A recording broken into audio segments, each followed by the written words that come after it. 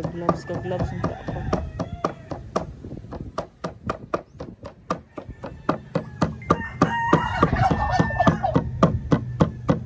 Kapila na ang kuwan. Sa? Ang uban ko, balik na ulo na laman. Bangkaw anak. Buo pa.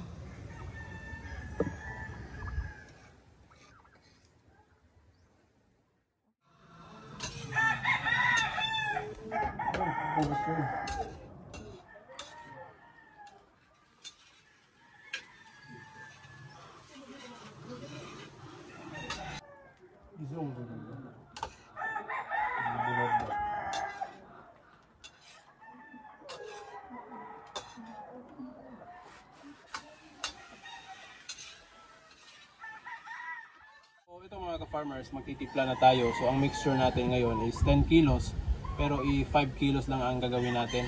So ang gagawin natin ngayon, 5 kilo ng darak, 3 kilo ng crack corn, 1 kilo ng sapal ng niyog, tapos 1 kilo ng yung cotton concentrate natin, at saka kalahating kilo ng yung tuyo, yung fish meal natin, at yung dahon ng Madrid de Agua. So yun ang gagawin nating mixture. Pero sa 10 kilo mga ka-farmers, hahatiin natin ng 5 kilo para kasya dito sa ating langgana. Kasi kung 10 kilo, medyo malaki na yung imimix natin. Alright? Dari butang.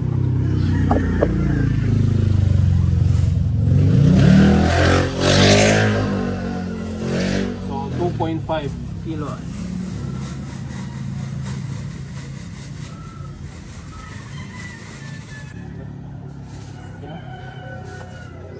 So 1.5 na mais.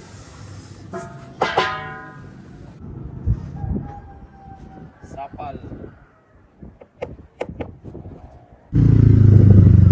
Kinara.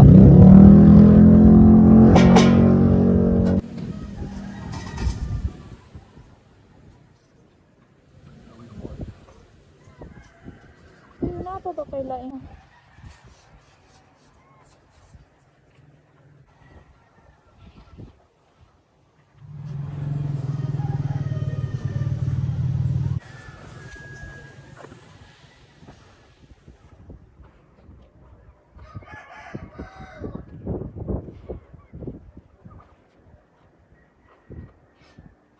Gamas ka?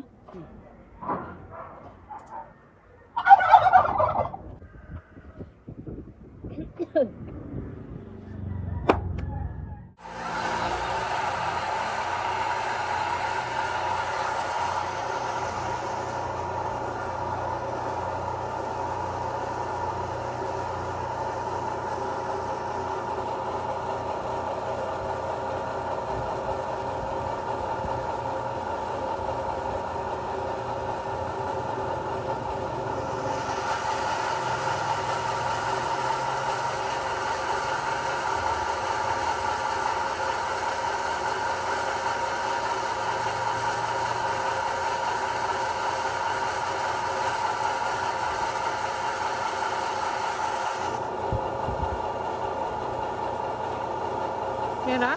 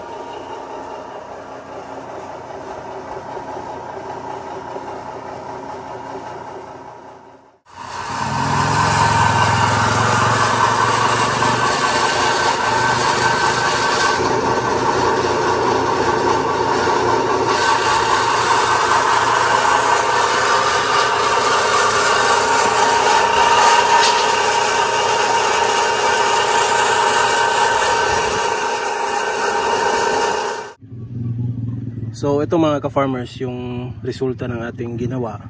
So ito mapapansin nyo medyo tuyo na talaga. matigas. So ito, tuyong-tuyo, matigas. Ito may moisture talaga, basa. So ito kasi mga ka-farmers, ito yung mixture natin ng mga ingredients natin kanina na minix. Pero ito, purely darak lang talaga. So kaya siya matigas, hindi na kailangan ibilad sa araw. Pwede na agad kapag na lumamig na ito, ipakain na agad sa manok. So ito yung isa sa mga natutunan ko rin ngayong araw na ito. So siguro yung mixture ko ay marami lang yung moisture, marami lang yung dahon na ilagay natin at saka yung sapal ng niyog. Kaya ito yung nangyari, pero hindi naman yan madaling maano siya, madaling madurog. Pero dito yan matigas. Parang yung commercial na feeds na talaga sa palengke. So purely darak ito. So sa susunod na naman natin na mixture ay siguro mag-a-adjust na naman ako dito. So especially ngayon, hapon na tayo nakagawa ng feeds. So hindi na magsisikatan ng araw ito. So air dry na lang or siguro bukas na naman ibibilad. So although pwede na itong makain sa mga manok pang samantala, pero hindi naman gaanong matibay itong mga ka-farmers o matigas. So ito, ngayon ko lang na-discover rin na ganito ang dry na feeds na kung ilalagay dito. So yan matigas talaga siya. So parang ready na talaga itong ibigay sa mga manok. So next time, mag-a-adjust na naman tayo. Lamang sa ginawa natin ngayon mga ka-farmers at okay lang magkamali mga ka-farmers, at least meron naman tayong natututunan. So ganyan talaga sa buhay mga ka-farmers, kapag hindi ka ma-fail sa unang beses, hindi ka matututo sa next time o the next time around. So kailangan dumaan ka muna sa mga failure bago magiging successful yung ginawa natin. Ayos lang mga ka-farmers kung hindi gaano perfecto yung nagawa natin, hindi naman tayo perfecto din. So sa ngayon meron tayong natutunan, at by the next time ay i-apply naman natin kung ano yung dapat nating i-adjust dito sa paggawa ng mixed na feeds natin. Alright, so yun lang mga ka-farmers. Ang oras pala na pagkatapos nating lagay dito sa pelletizer machine ay umabot ng 25 minutes yung 10 kilo ng pelletize ng ating mga feeds dito. Hindi gaanong mabilis mga ka-farmers, pero at least sa ganung pamamaraan ay meron na tayong mapuproduce na feeds, pang sariling feeds. So kalaunan mga ka-farmers, kung matutunan din natin yung technique sa pag-adjust nitong makina na ito, ay makukuha din natin yung tamang pamamaraan or bilis sa ating makina. So ito ay nakadepende rin sa ruler ng makina na ito, dahil ito ay 2 ruler lang, hindi kagaya ng mga 3 ruler na ang bibilis nila makapag-produce. So titingnan ko ulit yung manual nito kung ilang kilograms ang mapuproduce within 1 hour. Alright, so yun lamang mga ka-farmers. Hopefully ay nag-enjoy kayo sa ating video, at hanggang sa muli, maraming salamat. Happy farming! Woo! Woo! Woo!